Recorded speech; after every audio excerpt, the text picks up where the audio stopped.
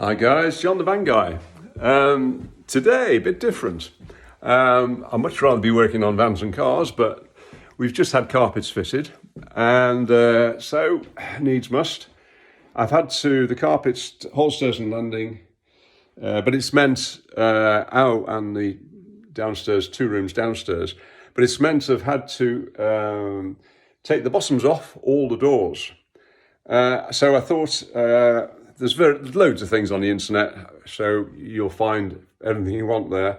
But I thought I'd take you through. I'm on my last one now, and I thought before I pack up, I'll just show you a technique that I've used, one of the many techniques that are available. The technique I use, which seems to have worked. So these doors have been done, but I'll show you actually what I did, which seems to work okay. Right, now, what you're trying to do, you don't want to, when you're doing this, you obviously don't want to take too much off the door, otherwise I hate having a gap. And believe me, I've done that before.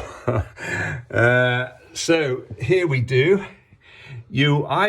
On the top of the carpet, you can see this is now touching the top of the carpet, and this is okay. This is what I wanted, just to touch the top. It's going to flatten anyway with wear.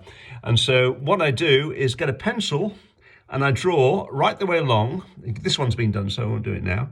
But I will be drawing all the way along from the top of the carpet, just so it's right on, it just meets the top of the pile.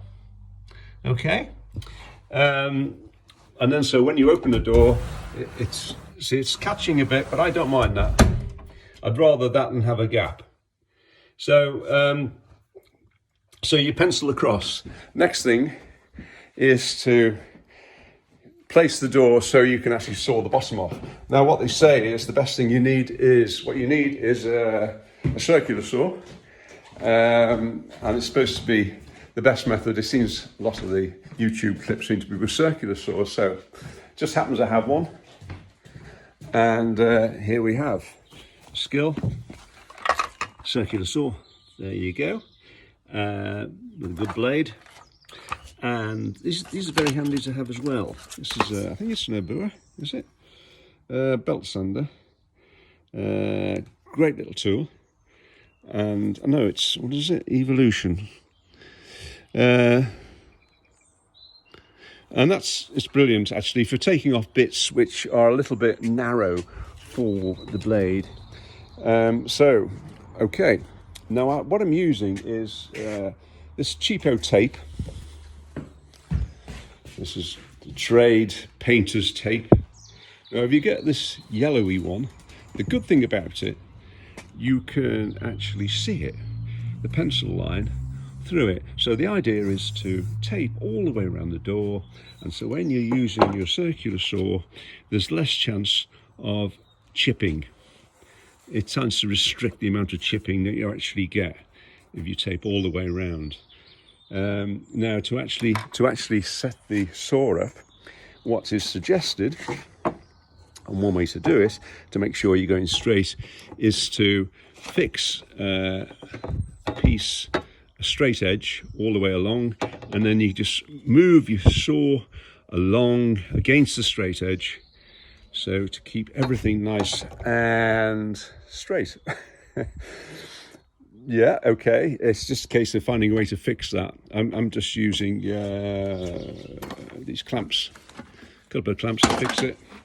And some people actually tape this up as well, this bit up as well, so that when you're sliding your saw along, there's less risk of scratching the surface of the door, if you're that bothered.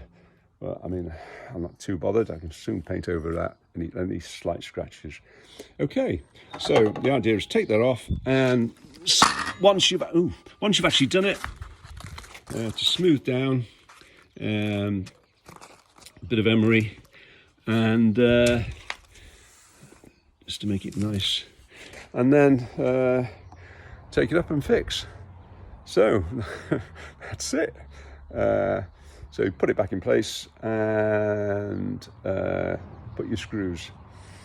Now some of them, this one actually needn't have been unscrewed. It's because it has those pins in.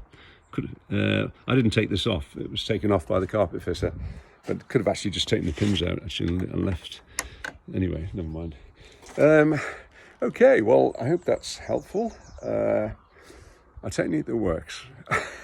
Best of luck. Hopefully next time I'll be playing around with the Moggy Minor, which is really what I'd rather be doing. Thanks very much. Bye then.